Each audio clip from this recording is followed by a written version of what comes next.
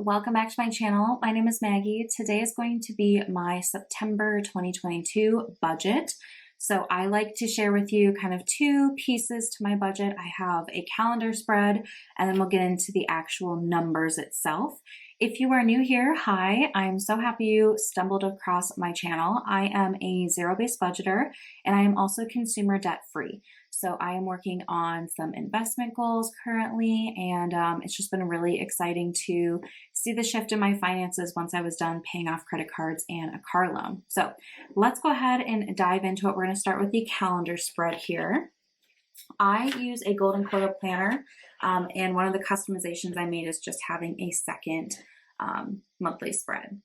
So let's get organized.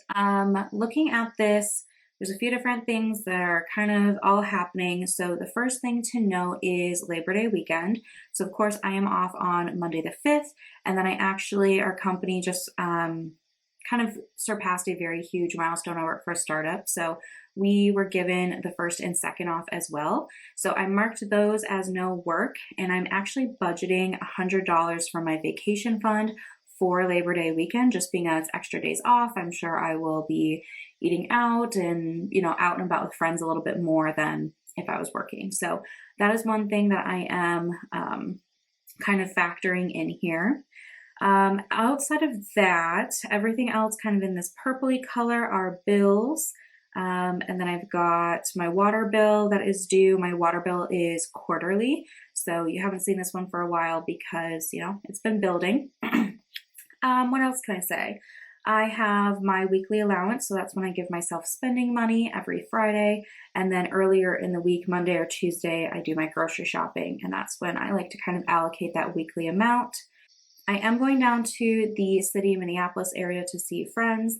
I live in northern Minnesota, but I'd like to go back down to the Minneapolis area to see friends occasionally. So I'm going to be planning to be down there the tail end of this week. Honestly, I might end up going earlier in the week. We'll just have to see, but for sure, this 4-day stretch should be great.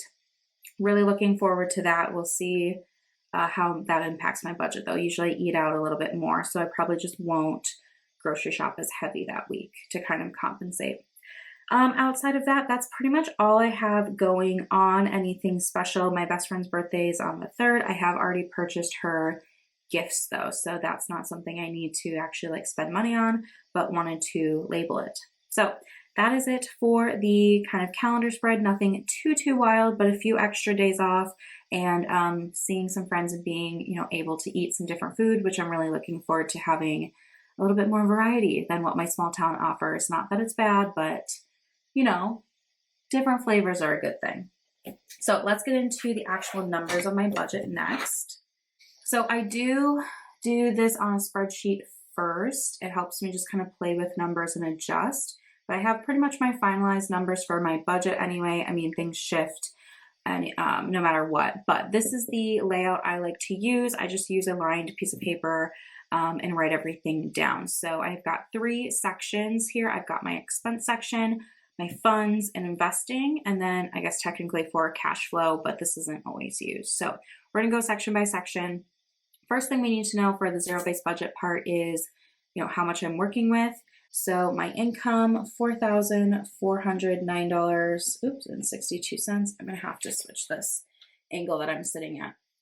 This is my salary income. I do typically bring a little bit more home or have other things come through, but I only like to budget off of my actual salary because that's already in my bank. I am a month ahead. So the 2 paychecks I get from work in August are sitting in my account, and then I don't use them until September 1st.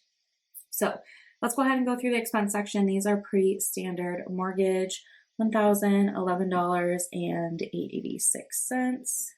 My HOA, I own a townhouse, so I have HOA dues, $263.15. This includes our lawn care, snow removal, trash and recycling. It also includes a bundled cable and internet service. Just because there's so many units in my neighborhood, we were able to get a group rate, so you won't see internet listed because it's all rolled up in here. So it actually works out pretty well for me. Okay, insurance, $175.94. This includes my car insurance, HO6 or homeowner's insurance, and then also I have an umbrella policy. Next, utilities, 56.66. So this is what came out of my little mini utility fund in August. So I'm refilling it for September. I keep $300 aside for utilities. It's on auto pay, and then I look at what came out, and that's what I budget for the next month to refill it. So I'm always starting first of the month with a full $300, just because that's like, I've never had my utilities over 300. Obviously, if they were higher, I would have a higher amount, but that's just where I'm at. Okay, phone. My phone kind of bounces around a few cents every month. So this month, my app says $85.99. I use Verizon. I'm very happy with the service I have and the coverage, because again, I live in northern Minnesota, like in the middle of a forest. So there's not always coverage, and mine seems to do pretty well in comparison to my friends that have other carriers. So I'm happy with that. Okay, subscriptions, $43.59. This is Netflix, Spotify, and Amazon Prime. That's kind of what we do for entertainment. We just watch one of those services. Groceries, I'm budgeting $5.50. I recently increased this a couple months ago, and it's been working really well for me. Groceries kind of includes everything from the grocery store, as well as any alcohol. So my boyfriend and I do like to have cocktails on the beach and when we go swimming in the lake and everything. So that's included. The liquor store is included in the grocery budget for me. Okay, gas, $60 per usual. Now going down to the city might make this go higher. I'm just gonna see how it goes. Obviously, I can adjust if needed, but I'm going to try to stick with 60. And then spending money, I give myself $500 every month for spending. So a lot of times if I buy like clothes, it's coming out of here, any sort of entertainment things, eating out, all from here. I used to have different categories for that, but honestly, it was too hard to track, and I felt like I was always borrowing from like eating out for clothing, or the other way around, that I just decided to make it kind of like a catch-all category. And that's made my life so much easier. Okay, so let me check my total here is $2,747.19, which gives me a remaining of $1,662.43, which is great. So that is what I have left to distribute between my funds, investing, and cash flow. So funds, these are my like sinking funds, I guess you could call them. They are all digital. I don't do cash envelopes or anything like that. I just have different bank accounts for each of these through the Capital One 360 savings accounts, which works really well for me because Capital One is my primary credit card. So everything's there, and I swipe my card and then I can transfer from whichever account the balance that needs to be paid off. Anyway, annual, $120 is my usual. This pays for like annual expenses. Just had my car registration tabs recently. So anything that I pay just once a year comes out of here. Miko is my cat. He gets $40 a month for all of his supplies and goodies. Incidental gets $50 a month. This is like my cushion fund. So if my gas does go over 60, this is what I'm going to use to supplement that. I just like to have a little bit of a cushion every month for like unbudgeted things, or, you know, life happens. Okay, vacation, $350. We have 2 trips coming up, one at the very end of October, one over Thanksgiving. So very excited for that, but need to bulk up my vacation fund for the spending money. We do have our flights and hotels and everything booked, but just, you know, all the other stuff needs a little bit more cash build up. So normally I had been doing $250, now I'm doing $350. Okay, beauty gets $50 a month. This is for my like skincare, makeup, all that kind of stuff. Car gets $50 a month. This is just for any like maintenance. It's just a running sinking fund, so that when I do have things come up, I've got some cash, you know, set aside for it. Gifts is getting $80 a month. I am through birthday season. June through September, the beginning of September, I have like a bunch of birthdays, so I'm done with that, and I'm rebuilding my gift category for Christmas. Opportunity is a giving fund or an opportunity to support someone, say yes, tip them extra, do the school fundraiser, whatever it is. I do $20 a month. We do have a raffle event coming up soon, so I'll probably use 20 or 40 or so from this at the raffle just to support the cause, which will be fun. Okay, home gets $50. This is for any like cleaning supplies as well as like decor items.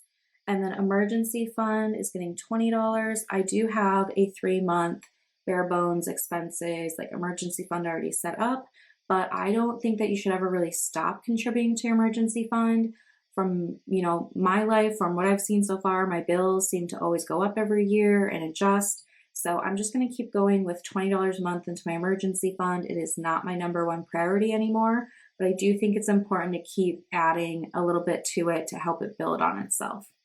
So with all that being said, my fund section here equals $830, which gives me a remaining of $832.43.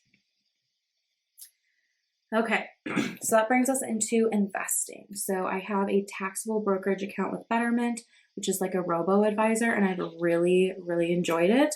So I do $25 a month there, just, building up cash for something in the future. And then my primary goal right now is my Roth IRA. So I'm going to put all of the extra money I have in my budget to my Roth IRA. So that would be $807.43. So this total here is that $832.43, which gives me a remaining of $0. I don't plan to cash flow anything this month. I don't cash flow most months, but it's nice to have a line item if I want to do something like that. So I don't plan to. I'm going to leave this section blank, but I do have it listed in case if something comes up, I can write it in for my actuals. So at the very bottom, I like to put in my priorities so that I know when I get extra money, what I want to do with it. My number one priority is this Roth IRA to try to max it out for the 2022 tax year. I'm not going to be finishing it by December. It will roll over into the beginning of next year, but still any extra money that comes my way, I'm going to put towards my Roth IRA.